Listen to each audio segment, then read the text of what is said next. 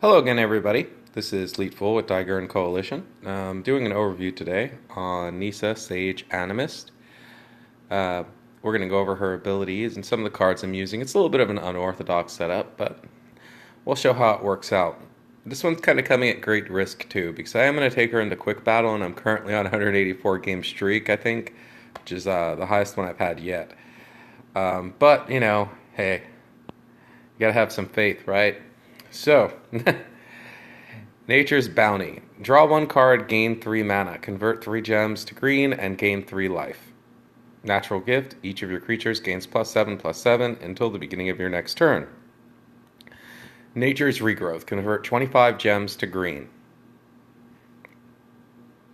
She gets bonuses, 1 for white, 3 for green, 1 for red, and then black and blue run as normal. So going over my deck strategy here, I have the Animist Awaken first and foremost. Converts a green gem to a 1-turn countdown special gem with on match convert 5 gems to green. If there are 8 or more green gems, convert 5 gems to green. Then we're going with the Ishkana Grafwidow. This is kind of centerpiece of this particular deck. Activate 1, your opponent takes damage equal to this creature's power times 2. When this creature enters the battlefield, Delirium, summon 3 1/3 green spider tokens with reach. The next we have Evolutionary Leap. Activate 2 green, the first creature you control is reinforced. That's kind of to build on the Grafwidow, stack that damage. Corrupted Graftstone, at the beginning of your turn, 2 gems are converted, 2 gems of your Planeswalker's color. Getting more green out there. That helps with the activations too. Mirror Pool. When a creature you control enters the battlefield, reinforce it, then destroy the support. When you cast a spell, the first spell in your hand becomes free, then destroy the support. So this works on 2 things. 1, to boost the Grafwidow, but also it helps us out with some of the spell cards that I'm going to show you later. Okay, Fertile Thicket. When this support enters the battlefield, convert 3 gems to green. At the beginning of your turn, convert 1 gem to green. Getting more green gems out there. So I do have cards to go ahead and destroy supports for her, but the cost, I think, of the lowest one, which came from the new deck, is like 8. So it's worth it just to have the creature out. It kind of gives the deck a little bit more volume as far as getting monsters out if needed. So we're using the Concave Naturalist here. So with this, when this creature enters the battlefield, destroy 1 support gem your opponent controls. Same thing. Well, I don't really have a destruction card for the green deck, so I wanted something to take a monster off the field in case it became a problem. And we've gone with the Lashweed Lurker. He's pretty effective, a little expensive, but once again, you get a pretty decent-sized creature out there, and the Emerge kind of helps too. So, when this creature enters the battlefield, target creature is returned to the top of its owner's library. Now, with Mirror Pool out, like let's say I have Animist Awakening, this next card isn't so bad as far as its cost because, well, you can go ahead and use it in order to, you know, basically get those activates out, gain a lot of mana. So 15 gems are converted to green. The last creature you controlled that was destroyed is returned to your hand. So let's say it was the Grafwidow. That'd be awesome. The last spell that was destroyed is returned to your hand. Once again, there's, let's say that's Animist Awakening or so on and so forth. This spell cannot be returned to your hand this way, and that's a nice little way to stop somebody from doing a waterfall with it, I guess. And the last support you controlled that was destroyed is returned to your hand. So those are all really kind of convenient. Now the next card is one that I really want to start playing more with, get it into using it in Kiora decks and stuff like that, but I haven't built around it yet, so it's just kind of here as a feature card, and it does really a good job. So this one is Cultivator of Blades. This came from the new Kaladesh series.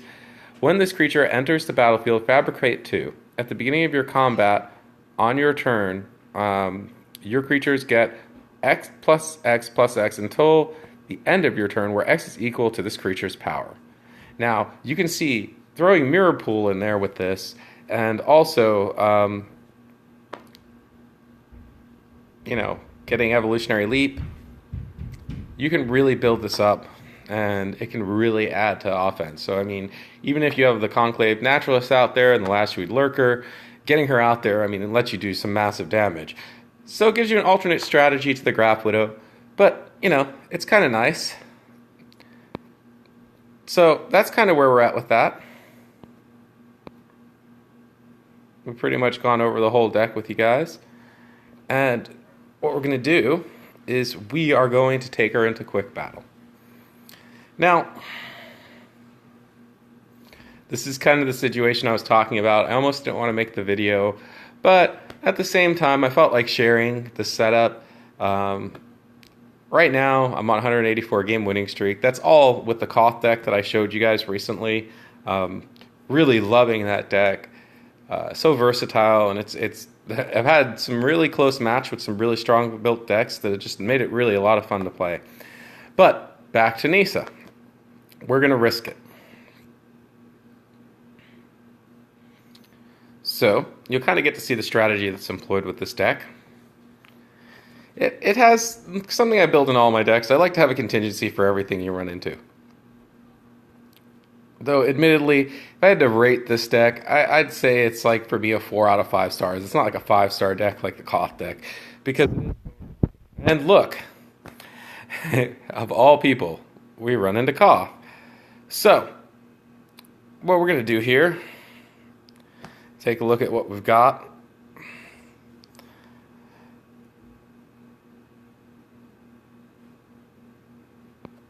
Try and find the most effective way to shut him down. Obviously, keeping red away from him is going to be the way to do that. And this deck's kind of built pretty well for it.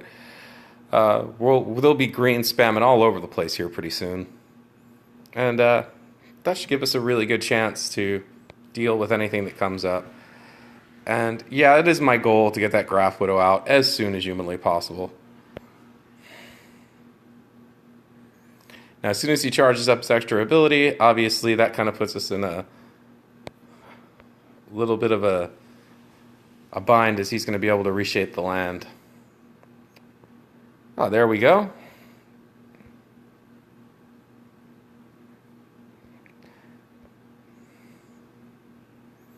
I probably should have held back that last read lurker, but I think we're going to be okay here.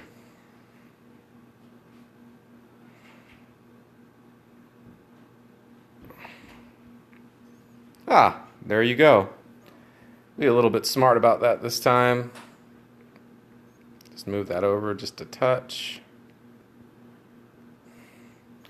Okay. So, we're going to shut down his red. Just seems like the right move. I know that kind of put me in a bad position, but... well, the AI doesn't seem to care. That's kind of nice. I'll take it. And we're going to hold the Naturalist back, too. So I can start doing damage right now with the Grafwidow, but I'm going to stay on this keeping red out of his hands, just as a good strategy against Koth in general. I don't want this match to run away from me.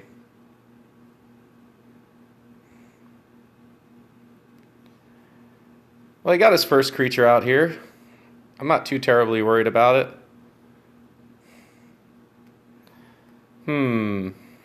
Well, maybe I'll reconsider that. No reason to take unnecessary damage.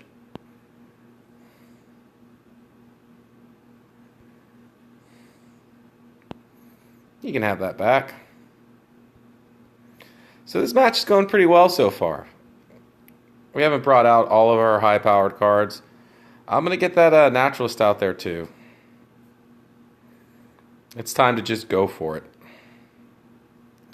So, let's see. Don't want to bind his red together anymore. No reason to really mess with that, so we'll probably match this black right over here.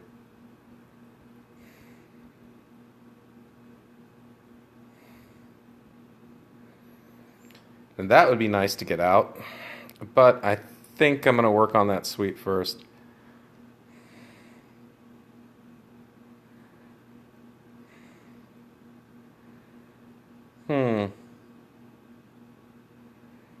It's a big part of my strategy here to keep the red apart. I'm seeing if there's anything I can match where I can get away with that. I think this is a safe move right now.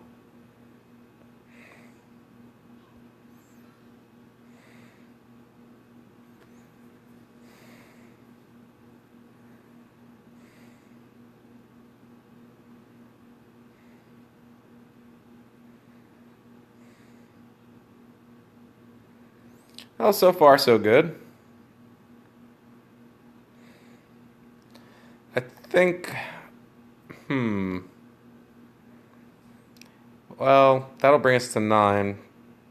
We're still going to go ahead and play it safe. I think he'll get that match on the next turn, but we'll pretty much shut him down. If anything, this is a good strategy video for managing your gems against Ka. We're doing a really good job there. None of this is really going to matter. The match is over, but let's just hit that off. You guys will get to see it. See, the Grafwidow goes ahead and hits. We didn't really get to build up the Grafwidow either. And there you go.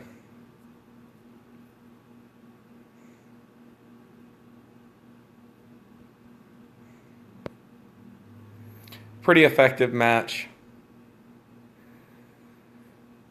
But we didn't really get that one going. Still, you get the basic idea.